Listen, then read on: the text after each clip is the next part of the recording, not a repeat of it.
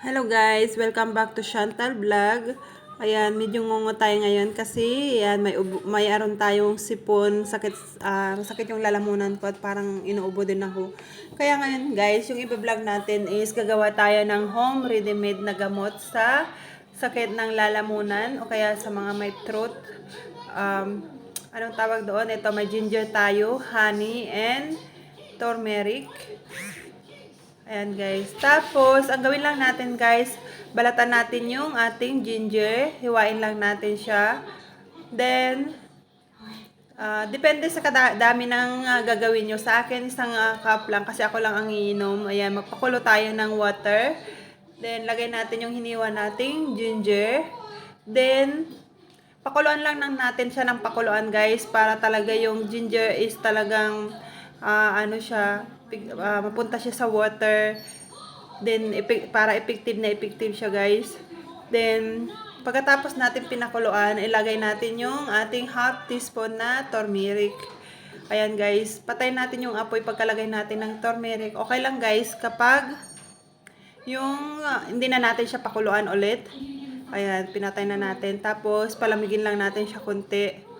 Then ang sa akin, ayan, nilipat na natin siya sa mug o kaya baso. Then, ingat lang guys kasi mainit siya.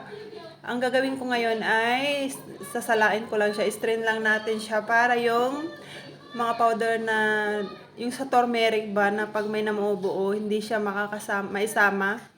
O kaya yung ginger, hindi na natin siya nilagay. Tapos, lagyan natin siya ngayon ng, lalagyan ko lang siya guys ng 1 teaspoon of honey. Pero guys, pagka gusto nyo naman na yung matamis, pwede kayo maglagay ng 2 teaspoon na honey. Depende sa inyo guys. Kasi ang iba kasi ayaw nila yung lasa ng turmeric. Kaya pwede rin guys na lagyan nyo siya ng madaming honey. Tapos, ayan guys. Ayan, sa akin 1 teaspoon lang. Ayan. Pati yung amoy niya guys, talagang amoy na amoy ginger, turmeric siya, ang bango. Then, mas maganda to guys kapag yung iinumin natin siya ng mainit-init pa siya. Mas mabisa siya pagka ininom natin siya ng mainit-init. Pero, dahan-dahan lang guys kasi para hindi tayo mapaso. Kasi nga, mainit siya. Ayan guys. Dahan-dahan lang natin siyang inumin. Promise guys, napakabisa nito. Sa may sakit sa lalamunan, ubo, sipon. Then, ayan guys. Noon pa namin to ginagawa. Tuwing may sakit kami ng kasama ko. Anong tawag doon? Ayan, gumagawa ako kaagad ng ganito. Mabisa naman siya guys.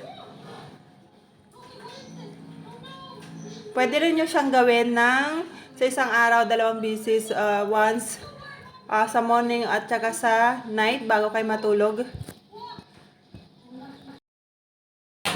Ayan guys, tapos na natin ininom yung ating turmeric, ginger, honey. Ayan, medyo yun, naginhawaan yung pakiramdam ko. Parang, ayan, pinagpapawisan na din ako. Tapos guys, thank you so much sa panunood ng aking vlog. Then, sa mga hindi pa nakapag-subscribe ng aking YouTube channel, ayan guys. Dati kasi ang YouTube channel ko is Bawani Chantal Vlog. Tapos ngayon, pinalitan ko siya ang ginawa ko ngayon is Chantal Vlog. Ayan, sa mga hindi pa po nakapag-subscribe, please subscribe my YouTube channel. Then, see you in my next vlog guys. Bye!